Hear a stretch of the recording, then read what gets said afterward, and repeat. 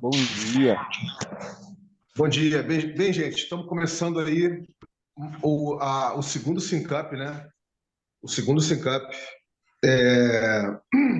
do mapeamento crítico da Borderless Money, junto com o Pedro Ivo. Dessa vez nós vamos nos aventurar pela coideação, né? E a extrapolação.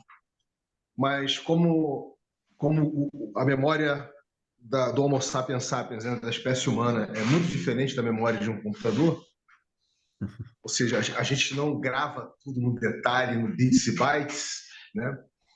A gente vai fazer primeiro uma recapitulação, né, digamos assim, da originação, né, do primeiro momento do mapeamento crítico, que é a originação até chegar à proposta de valor.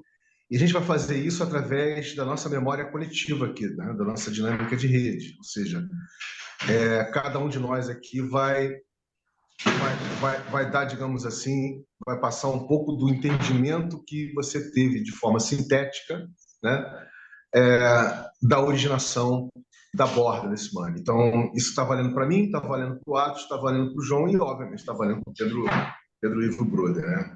Nós vamos deixar o Pedro por último, tá? E aí eu proponho um de vocês dois começarem aí. Para você, né, qual é a síntese da originação da Borderless Money? Então, pode ser o João ou pode ser o Atos. Bom dia, vamos nessa.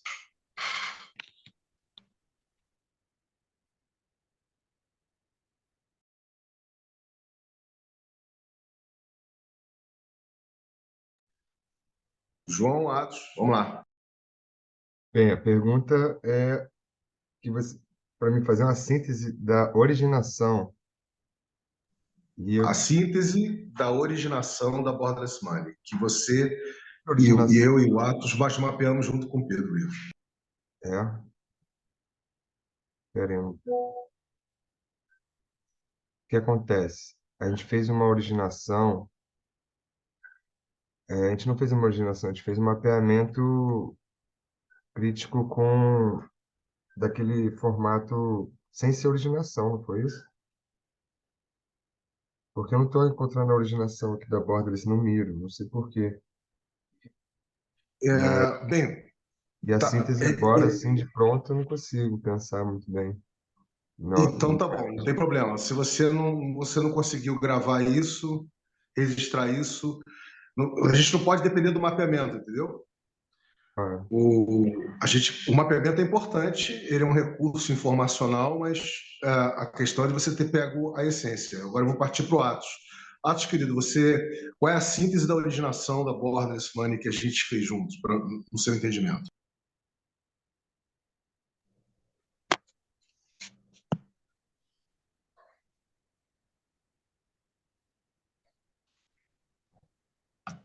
Cara, eu tô.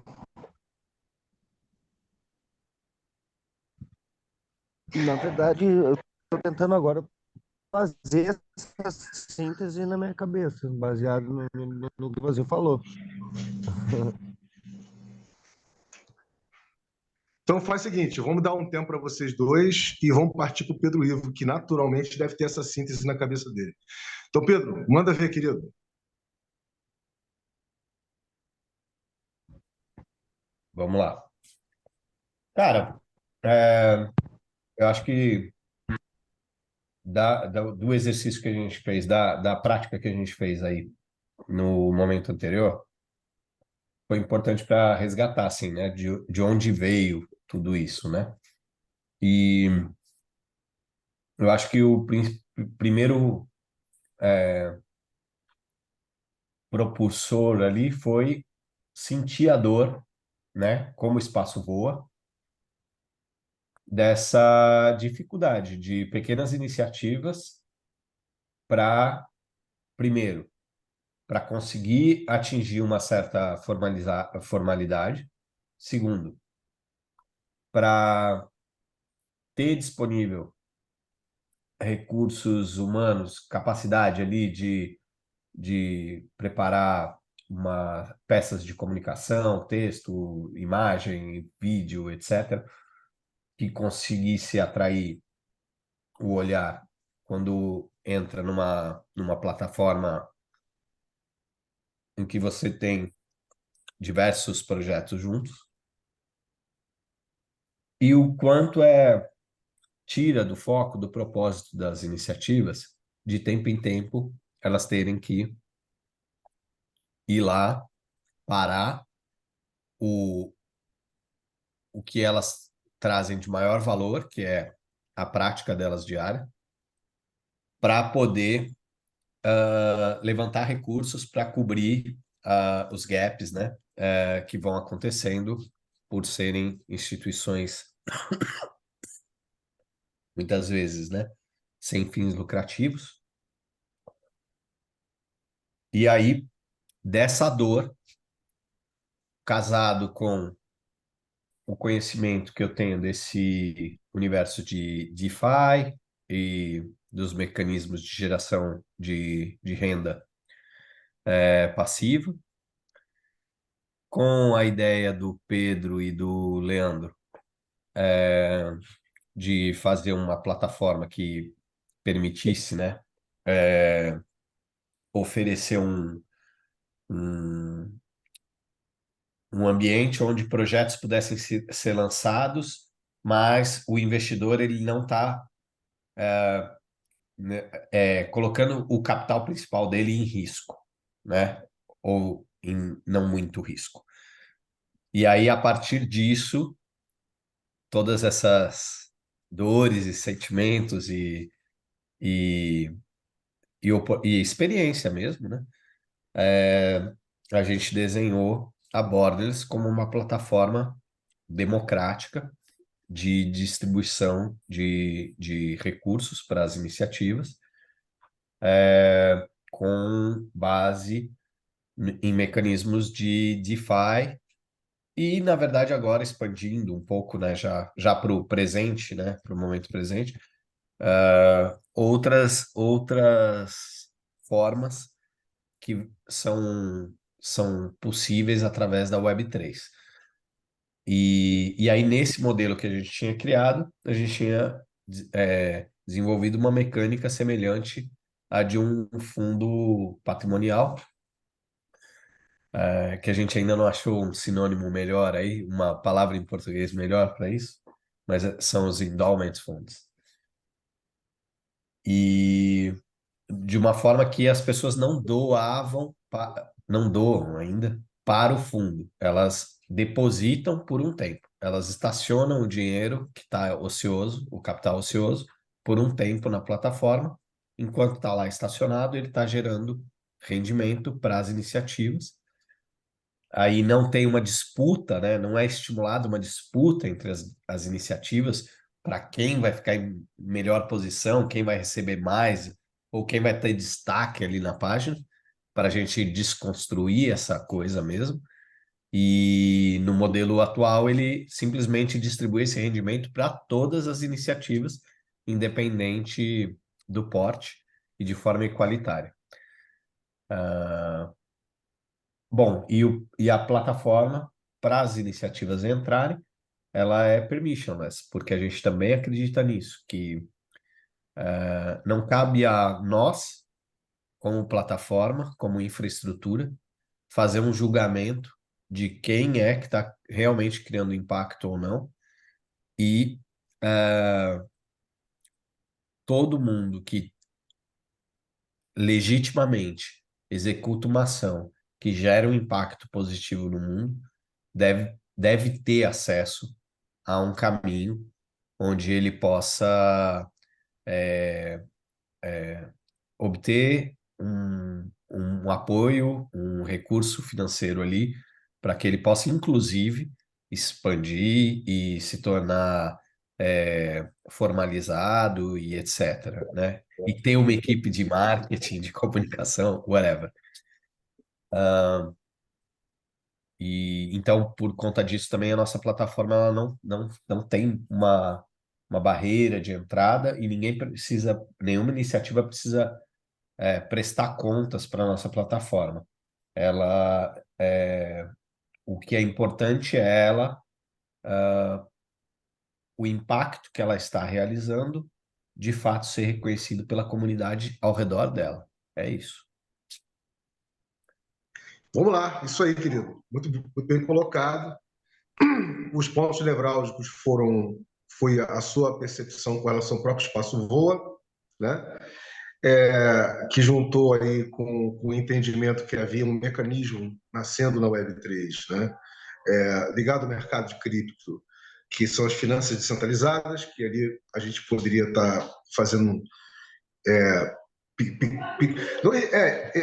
disponibilizando, né, pequenos recursos para gerar rendimentos, né, gerar yields que pudessem alimentar, né, a diversos projetos, inicialmente inclusive ligados às ODS, né, às 17 ODS, né, que estão estabelecidas aí, mas já não está mais pensando só como ODS, né? Agora a gente está, eu acho que, não sei se você chegou a falar disso, mas inicialmente estava se querendo trabalhar assim, né, como ODS, quer dizer, trabalhar o volume de projetos por ODS diferente, né, 17 ODS, são 16 ou 17 ODS, e agora não, agora já está num momento diferente, não é isso, Pedro? Exatamente. Esqueci desse ponto aí, que originalmente o que a gente pensou foi criar, na prática, 17 fundos independentes, cada um voltado para uma ODS, e as iniciativas iam se agrupar em cada uma dessas ODS, e aí essa mecânica é a mesma, só que o que a gente percebeu é que, bom, primeiro a questão das ODS, elas têm algumas limitações, né? Segundo, a gente percebeu que como a gente não atingiu a quantidade de iniciativas que a gente imaginava, acabou ficando pequeno, assim, ficou, sei lá, 4, 5 iniciativas em cada uma, em cada ODS, e a mesma coisa em relação ao capital aportado no fundo. Então, acabava que diluía, né? Em 17, acabava ficando um pouquinho em cada. Então, agora, né, a gente está reestruturando o protocolo, e a ideia é a gente ter um fundo único que vai distribuir para todas as iniciativas, independente de qual ODS que ela faça parte. Poderia repetir só para esse novo protocolo vai fazer o quê? Não, ele só vai simplificar. Em vez de ter 17 fundos diferentes, 17 contratos diferentes, iguais, a gente vai ter um só que vai distribuir para todas as iniciativas. Bem, vamos lá. São várias questões aí que a gente abordou. E engraçado que, para mim, Pedro, está tudo fresquinho na cabeça, tá? Então, um dos primeiros pontos, gente, que eu achei genial é que a ideia inicial que o Pedro Ivo teve e desenvolveu com os sócios dele foi de que esse mecanismo, né, da gente gerar rendimentos em diferentes estratégias de financiamento descentralizado, que em inglês é Decentralized Finance, né, DeFi, alimentariam cada uma dessas temáticas, né, dos Objetivos de Desenvolvimento Sustentável da ONU, ali, né, cada uma dessas temáticas. Eles perceberam que isso era um fator complicador e agora não estão trabalhando mais dessa forma, né? Mas, de qualquer maneira, as iniciativas, a pergunta que eu fiz para ele na originação era qualquer tipo de iniciativa, ou seja, mesmo que seja uma iniciativa que estivesse muito no início, né, quase sem nenhum tipo de infraestrutura, sem infraestrutura legal, quase nem sem nenhum tipo de infraestrutura organizacional ou de organização, e ele disse exatamente isso, que era justamente para todo e qualquer tipo de iniciativa, né? Que inicialmente, né, Pedro, estava muito ligado ao espectro da sustentabilidade, ao paradigma da sustentabilidade, mas que também isso foi uma questão que evoluiu, né, de sustentabilidade para regeneração, porque são dois paradigmas diferentes, né, não são iguais. Eles podem parecer que são a mesma coisa, mas são coisas distintas, né? Inclusive houve uma evolução de entender que um entendimento, aliás, uma evolução, um entendimento de que a gente estava, que na realidade a Borderless estava mais posicionada, vamos dizer assim, um paradigma da regeneração do que propriamente com a sustentabilidade, né? A gente chegou a conversar um pouquinho sobre isso, você lembra, na originação? Sim, sim. Eu acho que todas essas desconstruções que a gente coloca na forma como a gente concebe o mecanismo e a infraestrutura, ele provoca uma experiência regenerativa. Então, quando a gente acaba com a competição, porque todas as plataformas de crowdsourcing, grants, etc., tem uma disputa entre as iniciativas,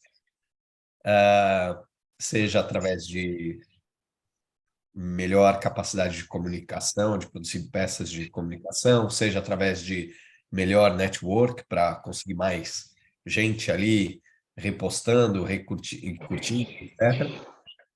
E aí, quem tem isso mais eficiente, capta mais recurso. E aí você, em geral, quem já tem recurso é quem consegue captar mais. Porque, em geral, é o pessoal que vai ter uma equipe maior, ou vai ter condição de pagar alguém para produzir conteúdo, ou vai, enfim, a forma independente. Então, quando a gente desconstrói isso e fala, ó, todo mundo aqui, não importa o tamanho, vai estar junto e vai receber o mesmo, a mesma parcela do todo, a gente está provocando uma certa regeneração, porque você está desconstruindo um modelo competitivo e trazendo para um modelo de cooperação e de mutualidade. Perfeito. A mesma coisa quando a gente fala da questão de o capital principal não ser doado, que é o nosso, é a nossa provocação, né?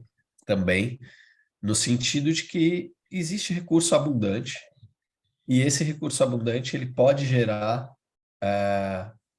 pode render, pode gerar recurso para essas iniciativas ao redor do mundo, se ele tiver estacionado ali em colocar ele para trabalhar por um mundo melhor, basicamente é isso, né? E aí, se você provoca isso também no sentido de que, poxa, não é que a gente está passando chapéu ali de tempo em tempo, porque é esse é uma situação muito desconfortável que eu, como Espaço Voa, vivenciei na prática e vivencio ainda, que é, cara, pô, você está fazendo um trabalho, um- uma ação que você sabe o quanto é valioso para as crianças que você está impactando e para a sociedade como um todo. E aí você ainda assim tem que, entre aspas, pedir esmola para fechar a conta e manter o negócio rodando. Então, tipo assim, pô, que sociedade é essa que vai ficar sempre nesse lugar de tipo, tá, eu vou doar aqui agora um pouco aqui para esse pessoal, um pouco lá para o outro, eu limpo minha barra e não sei o quê, e tá tudo bem. Não, cara, a gente tem que mudar esse paradigma. E aí, com a proposta da Borderless, onde o capital permanece sendo da pessoa, a gente idealizou isso como uma forma também de provocar essa reflexão, né? E para as iniciativas também tem um exercício aí, que é você construir no longo prazo uma independência financeira, sem ter essa situação de que toda vez que você vai lá pedir um recurso, você acaba gastando todo esse recurso para o dia a dia ali e não sobra nada. E aí daqui 6 meses, 4 meses, sei lá, você tem que começar o processo de novo.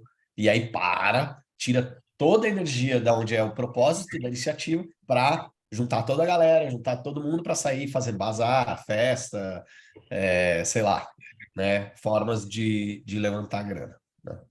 Então, É, acho que é, nesse sentido, Fala, as Pedro, desculpa. provocações que a plataforma. Desculpa. Acho que as provocações que a plataforma propõe, elas, de uma certa forma, atuam nessa regeneração, criando uma experiência de reflexão e de mudança de paradigma, né? E deixa eu complementar algumas coisas que eu acho que ficou. Agora você falando de novo, deve ter ficado mais claro para todo mundo, mas deixa eu só focar em alguns pontos que eu acho que torna ainda mais claro ainda, né? Mais apropriável, né? Que é o seguinte: a sustentabilidade, gente, o paradigma de sustentabilidade que nós temos na sociedade que nós somos hoje, né?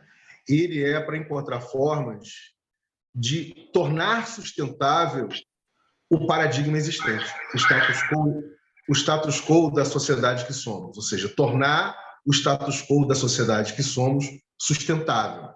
Ou seja, a forma como a sociedade se organiza economicamente, a forma como a sociedade se organiza politicamente, a forma como a sociedade se organiza institucionalmente. É pegar esse status quo e falar como é que nós podemos tornar esse status quo sustentável. Então, esse é o paradigma de sustentabilidade que está aí fora. Ou seja, aí um dos exemplos mais clássicos, mais tradicionais disso é a caixa preta do chamado mercado de carbono, que é uma coisa feita entre Estados-nações e entre corporações, totalmente fechado, totalmente closed source, né? E que é uma loucura, né? Ou seja, você ganha o direito de desmatar matas originárias, biorregiões, ou seja, que foram... E aí você planta um monte de eucalipto. Exatamente, você substituir por plantação de eucalipto. Olha que loucura! Então, esse é um exemplo do paradigma da sustentabilidade, da sustentabilidade que está aí fora, correto? Já o que o Pedro está falando é exatamente a biomimética, ou seja, faz a biomimética da complexidade da natureza. Tudo na natureza é um ciclo que se fecha, é um ciclo que se regenera. Nasce, morre, né? Nasce, cresce, morre, nasce, cresce, morre. Quer dizer, você está sempre regenerando, né? E o que ele está falando é de criar uma consciência, um awareness de regeneração, né? Para cada uma dessas iniciativas que está nascendo, né? Que necessita ser nutrida, né? Então, fazendo o par e passo de uma semente, é como se você estivesse alimentando, você jogando uma semente num solo fértil, num solo cheio, nutrindo ela para essa semente brotar numa flor, numa planta, etc, entendeu? Mais ou menos isso. Então, a ficha que foi caindo para ele e para os fundadores, os sócios da Borderless, foi esse. Quer dizer, a gente está, na realidade, muito mais... A gente está bloquado no paradigma da regeneração e não no paradigma... Quer dizer, a gente não tem um desejo de manter o status quo de como as coisas estão, ou seja, de encontrar formas de tornar sustentável como as coisas estão hoje. A gente quer, sim, contribuir para fazer a disrupção disso. A gente quer trazer uma forma mais elegante, mais complexa e simples ao mesmo tempo, e que conversa com a própria dinâmica da natureza, né? Da complexidade da natureza. É um pouco por aí, Pedro? É isso aí. Então, esse é um dos pontos, tá, gente, que a gente abordou na originação. O outro ponto, Pedro, que a gente abordou foi de a gente encontrar... A gente até botou a gente até compartilhou aqui no chat, quer dizer, não hoje, né? No nosso primeiro Syncap, compartilhou um empreendimento que você conhece que é semelhante, mas não é parecido com essa dinâmica de endowment funds, né? Que é o Citawi, né? Citavi, né? E que uma das questões que seria interessante explorar seria encontrar formas de traduzir esse conceito de endowment fund, né, para a cultura brasileira, ou encontrar coisas verossimilhantes aí fora, correto? Então, esse foi um dos pontos críticos que a gente mapeou na originação, lembra disso? Sim. Então, essa é uma das dinâmicas que a gente vai estar conversando agora, começando a desenvolver na coideação agora, nesse segundo momento, né? Uma outra questão foi da crítica que a gente fez à Web 2, da crítica que a gente fez à cultura dos influencers e da crítica que a gente fez à cultura de plataformas na Web2, né? Porque quando a gente olha para a Web3 não trabalha, tá, gente, com o conceito de plataforma. O conceito de plataforma é um conceito típico da Web2, ou seja, típico do Google, típico da Meta, do Facebook, típico, quer dizer, então, e aí, só para ilustrar o que nós estamos querendo dizer, na Web3, cada um pode ser sua mídia social. Então, e essa mídia social, né, ela pode conversar, a mídia social da Gabriela pode conversar com a mídia social do Atos, com da Helena, entendeu o que eu estou falando? Então, cada um é a sua mídia social, né? Então, você, de fato, faz um movimento de centralizar para distribuir, né? Então, tem um paradigma diferente aí, né? Uma outra coisa que a gente colocou, que diz respeito ao espaço voa, um outro vetor, foi com relação à livre aprendizagem, né? E aí, Pedro, a gente terminou a originação falando o seguinte, né? E se a gente repensasse,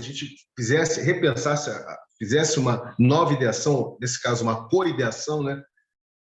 A partir da lógica da abundância, pensando a dinâmica da borderless sob o paradigma do relacional e não só do transacional, ou seja, das iniciativas simplesmente plugarem ali e ficarem recebendo os rendimentos, né, dos yields, né, os rendimentos das estratégias de DeFi. Lembra disso? Então, a ideia era a seguinte: e se elas entenderem a importância disso? E se de repente a gente não fizer disso uma dinâmica gamificada, né, da pessoa ou das pessoas aprenderem do que nós estamos falando, elas se empoderarem, né, e aí sim elas entenderem, elas começarem a ter uma consciência mais gerativa, né, com relação à proposta em si, entendeu? A proposta de valor da Borderless, né? Isso foi uma das coisas que a gente conversou também, né? E aí a gente deixou isso por último, né? Foi uma das últimas coisas que nós conversamos na originação, né? E antes de seguir, eu vou perguntar aqui para o João e para o Atos aonde que nós mapeamos isso no Miro, porque acho que vocês não compartilharam tela aqui, né?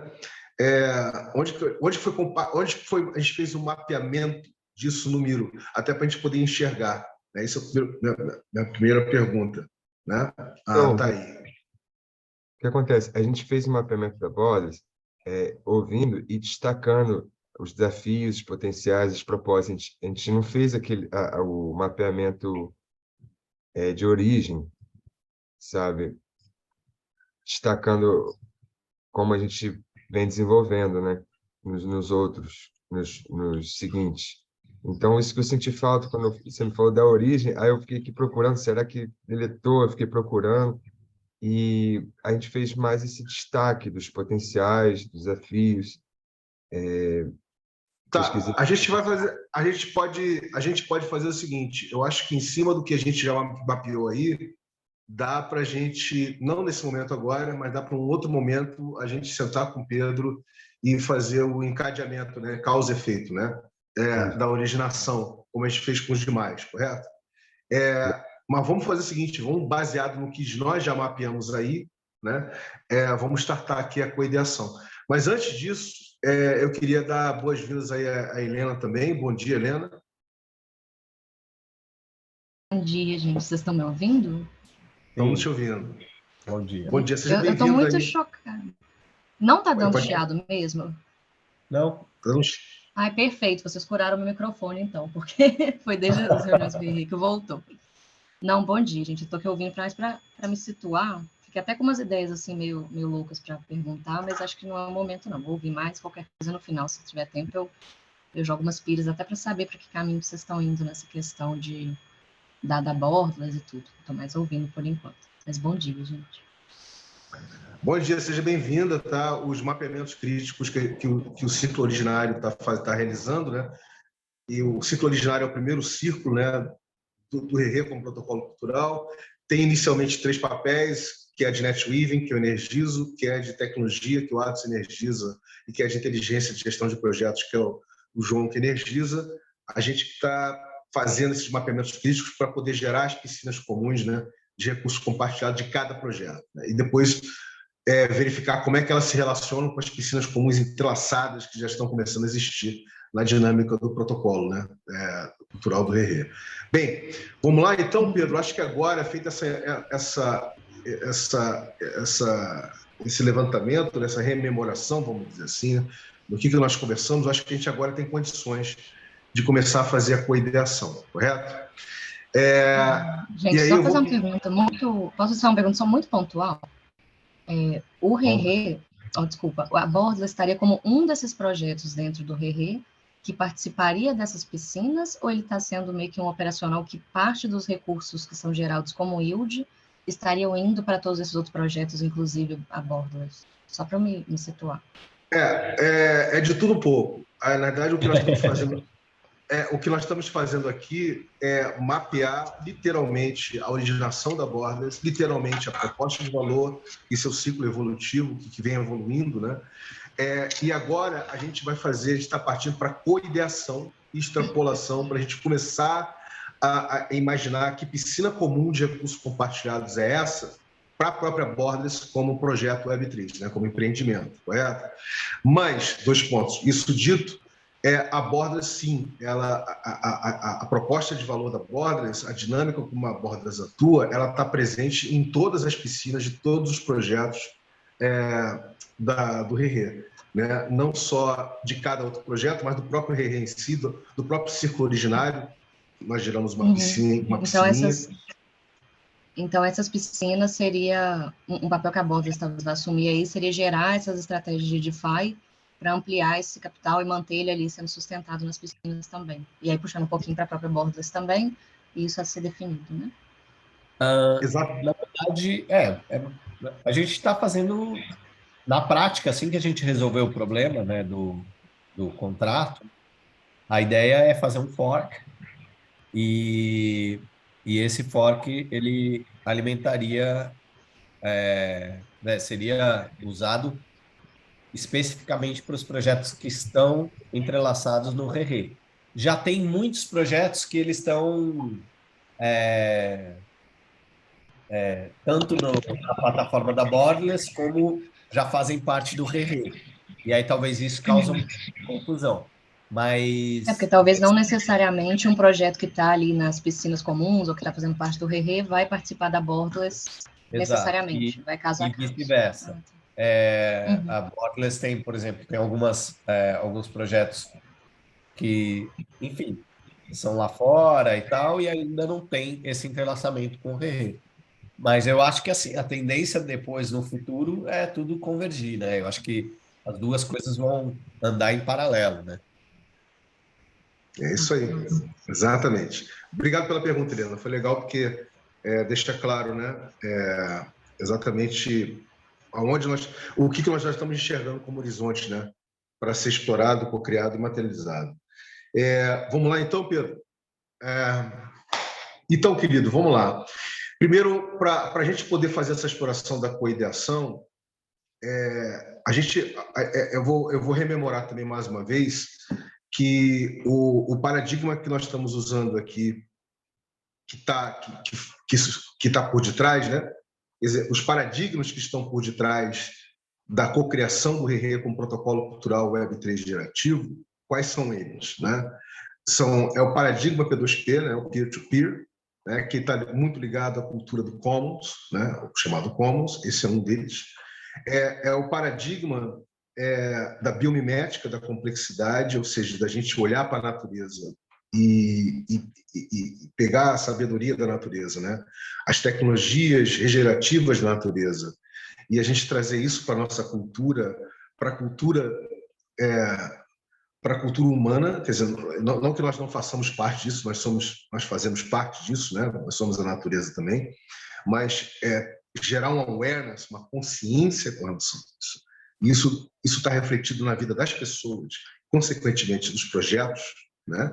Ou seja, então isso faz parte, né? Então essa dinâmica de biomimética e de biomimética imersiva também é um dos paradigmas que faz parte da cocriação do Rerê.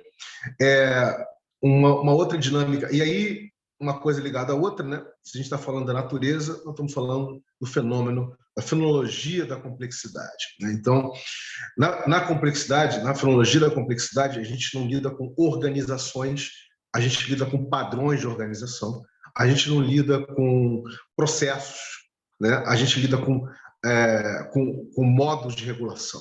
A gente não lida com sistematizações e processos, a gente lida com modos de regulação, correto? Então, nós temos... e no paradigma da complexidade, quer dizer, na complexidade, os fenômenos são interativistas. Os fenômenos, eles não são participacionistas. Ou seja, eu quero dizer, na sociedade que nos tornamos, que basicamente foi montada em cima do paradigma organizacional, né? Ou seja, um paradigma piramidal, hierárquico, né?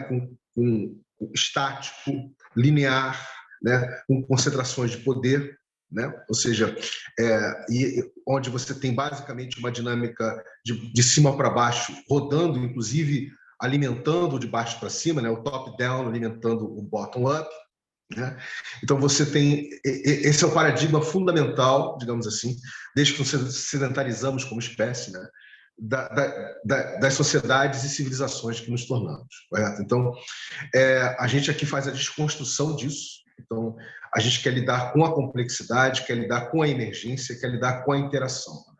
Isso, na linguagem do Rerê, significa interação entre pessoas, peer-to-peer, interação entre pessoas e projetos, e interação entre projetos. Ou seja, você tem essas 3 dimensões. Tá? Um outro paradigma que lá... Então, a gente trabalha com a complexidade, a gente está querendo vivenciar a complexidade. E a gente chama isso do fazer complexo, ou em inglês, do complexity doing, né? Ou seja, do fazer complexo ou do complexity doing. Ou seja, a gente aqui não está querendo reproduzir a lógica do paradigma organizacional, que é a lógica de tudo sistematizar, tudo processualizar, tudo indexar, tudo categorizar, né? E tudo individualizar. Então, a gente aqui trabalha, sim, com a visão holística, não sistêmica, com dinâmicas complexas e emergentes, gerando padrões de organizações diferentes, no caso, centralizados, muitas vezes, mas aí são temporários, né? Descentralizados, que são múltiplos centros, e distribuídos, correto? Então, esse é um outro paradigma, do complexity doing, né? Que também lastreia. E, por fim, é o paradigma é o paradigma da regeneração profunda, né? Por fim, esse é o penúltimo, é o paradigma da regeneração profunda, ou seja, a gente se perceber como seres regenerativos, nossa pele, o tecido epitelial dos nossos corpos, né? As células nascem e morrem todo dia, né? Então, isso é uma dinâmica de regeneração. Então, nós também somos seres regenerativos, de nos perceber regenerativos, de perceber a regeneração profunda como uma coisa que está fazendo parte da vida. Tá bom, Pedro? Tudo bem. Então, a gente está lidando com a regeneração profunda, a regeneração 360, né? Então, trazer todos os aspectos da regeneração assim, que pode informar as pessoas e informar os projetos, correto? Então, e por fim, esse sim, é o da localidade, né? Ou seja, do hiperlocal que conversa com o biorregional, que conversa com o planetário, né? Então, a gente quer fazer o mesh, né? A interlocução, o entrelaçamento dessas 3 dimensões, de você perceber o quanto você, como ser complexo, como ser abundante, você influencia e é influenciado pela complexidade, ou seja, pela emergência da complexidade. Então, essa é mais uma questão importante, correto? Então, dito isso, tá, Pedro, eu vou fazer uma pergunta para você. Tá? Na realidade, são 7 perguntas, tá? Mas eu vou começar pela primeira e, cara, vamos marcar mais uma vez, tá? Sim, a gente vai ter que marcar de novo, tá? Mas vamos começar pelo menos, né? Pelo menos vamos botar o pezinho, né? Na coideação e na extrapolação. Então, dado esse contexto, vamos lá. A primeira pergunta é a seguinte: lembra que no finalzinho, né, lá da originação e da proposta de valor, eu falei, Pedro, o quanto é possível a gente trazer uma dinâmica relacional, peer-to-peer, tá? Para a proposta da Borderless, para o modo gerante da Borderless, né? Para a dinâmica da Borderless, aonde a iniciativa ela não apenas é plugada diretamente nas estratégias de DeFi e fica recebendo, é como se fosse uma infusão sanguínea, né? Tipo, você recebendo como se estivesse no CTI. O que você acha de a gente realmente jogar uma luz, né? Essa é a primeira pergunta da coordenação. Jogar uma luz aonde as iniciativas, elas também elas se sentem chamadas para co-criar abordagens. Elas se sentem chamadas para se apropriar da proposta de valor da abordagens e elas reproduzirem, né? Elas têm a capacidade de se apropriar e reproduzir a lógica da Bordas, ou seja, de se apropriar culturalmente mesmo, né? Haver uma apropriação cultural. E aí começar a ter uma dinâmica relacional e não de plataforma com cada iniciativa. Então, essa foi uma questão que ficou ali vibrando no campo no finalzinho da originação proposta de valor, que é a nossa linha de startup, que é a nossa linha de partida, né, da coideação. Você chegou a dar algum tempo para pensar nisso, etc. Enfim. Cara, assim, eu acredito que aqui no Brasil, principalmente, a gente tem uma viabilidade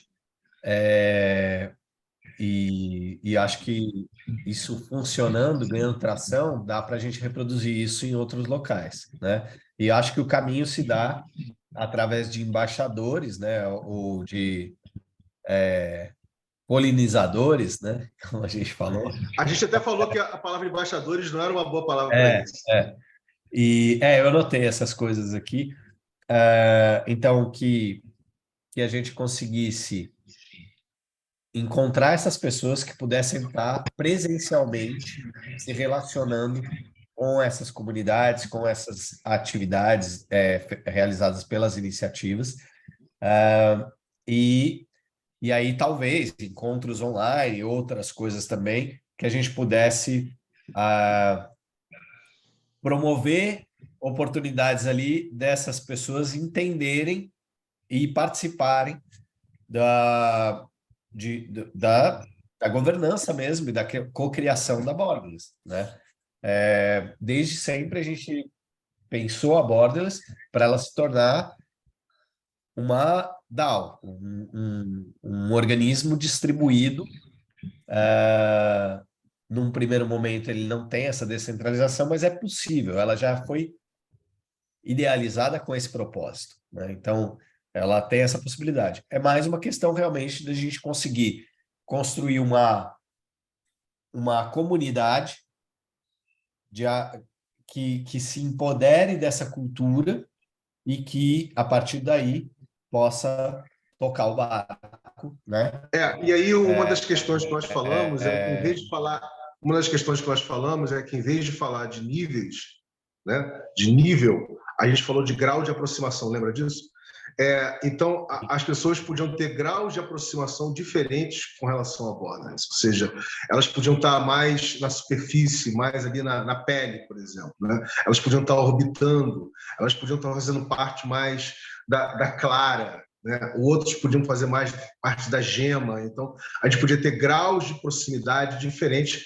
Hoje a gente podia pensar numa cultura de papéis, a gente podia estar criando papéis dentro da piscina da Borderless, que as pessoas podiam estar energizando esses papéis, né? E esses papéis traduziriam o grau de proximidade que essas pessoas estariam tendo com a proposta de valor da Borderless com relação à sua implementação. Lembra disso? Nós chegamos a falar. Isso, e a gente foi assim, além, né? A gente foi não só, por exemplo, né? O mais óbvio desses os papéis mais óbvios, eles estariam ligados ainda nesse conceito de plataforma, né? Que seria storyteller, artistas, esses polinizadores e tal. Mas a gente discutiu até, acho que você trouxe essa ideia da questão da saúde preventiva, uma regeneração profunda da saúde, oferecer outras coisas que saiam somente do escopo financeiro e de comunicação, e a gente passasse para esse outro lugar. E aí eu vejo um total entrelaçamento com o Rerê. Eu acho que o Rerê é isso, né? É um entrelaçamento de recursos diversos, que não só financeiros, E aí eu acho que todos esses projetos que já estão no RE, eles podem naturalmente nos ajudar nesse contato tete a tete, né? Mais próximo e com outras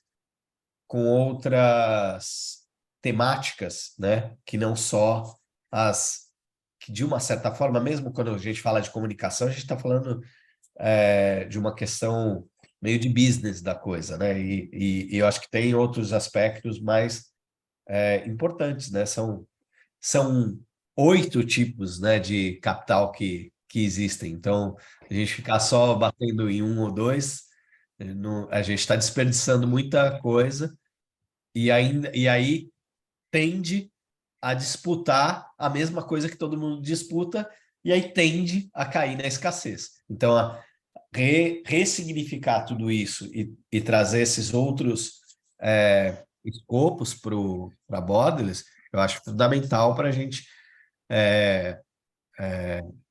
dar esse salto aí, né, para esse novo paradigma, sair desse, desse momento aqui e dar um passo para o futuro, assim, saca? Exatamente, Pedro. E aí, nesse sentido, os desdobramentos, né, da gente começar a ter uma dinâmica de fato relacional, não só transacional, para tangibilizar, né, e materializar, tangibilizar para todo mundo, né, para todo mundo no entorno, para as pessoas, né, e materializar a proposta de valor da Bordas, a gente não estaria aqui apenas fazendo a partir dos projetos de Web3 ou não, que hoje estão co-criando o RE. Né? A própria Borderless olharia para hoje para as iniciativas que já estão fazendo parte da plataforma e faria para elas um convite, né, para fazer parte da piscina. Então, nós teríamos aí, de repente, lembra, galera, nós estamos iniciando a coideação, tá? Isso que eu acabei de falar está fazendo parte da coideação, ou seja, é como se a gente estivesse sentando com o Pedro, com o Ivo e com a galera lá atrás e repensando com essa ótica. Então, a gente estaria convidando, né, essas iniciativas, né, que hoje já fazem parte da plataforma, eu falando isso, fazem parte da Borderless, né, que estão ligados à Borderless, para convidá-las para elas passarem por uma jornada de livre aprendizagem com relação não só ao DeFi, mas uma jornada de livre aprendizagem onde encapsula aí todas as possibilidades de recursos, né, que hoje já estão disponíveis, né, de forma abundante no RE, entendeu? Então, nisso a gente está falando desde das pessoas se apropriarem, por exemplo, de aprenderem sobre agroflorestas, né? Como é que você dá vida a uma agrofloresta através do feijão amigo, por exemplo, que é um dos projetos e uma das piscinas comuns enlaçados de RE. A gente está olhando todos os recursos que hoje estão disponíveis na própria piscina. Se você for olhar, Pedro, a piscina comum entrelaçada do feijão amigo, tem lá, nós mapeamos vários recursos abundantes que estão disponíveis, que já podem estar disponíveis para as iniciativas, né, que hoje estão fazendo parte, por exemplo, da dinâmica da Borderless, entendeu? Então, só para finalizar, essa é a primeira pergunta, esse é o primeiro momento da coideação, né? O que você acha dessa proposta? Da gente já colocar isso como um ponto, né, para a gente poder co-criar, explorar juntos, né, e realmente isso fazer parte da piscina comum de recursos compartilhados da Borderless, ou seja, se a gente vai fazer através de papéis, enfim, papéis com graus de proximidade diferente ou não, é uma questão que a gente ainda vai discutir. Mas o que você acha para a gente poder finalizar, né, aqui, esse momento aqui, essa proposta? A gente também está convidando, né, as iniciativas para co-criar. Eu acho que faz total sentido desde sempre eu sempre percebi essa sinergia mesmo entre a Borderless e o RE e faz total sentido. Eu acho que a gente tem que fazer como fala? Não é uma ativação, mas fazer esse convite, né? Para que todas essas iniciativas venham a fazer parte também do Rerê para a gente enriquecer, mas com essa saindo através da piscina comum da Bordas, diga-se de passagem. Mas saindo desse lugar só financeiro da coisa, só da grana. Entendeu? Isso, exatamente. Beleza, pessoal, eu realmente peço desculpa aí, mas eu preciso sair porque já começou a outra reunião aqui e já estão me chamando, beleza? Beleza, Pedro. Então a gente depois marca novamente, tá? E aí, pode finalizar aí a gravação, por favor, galera. E eu vou pedir para o João, para o Atos, ficarem aqui com a gente um pouquinho, se a Helena também quiser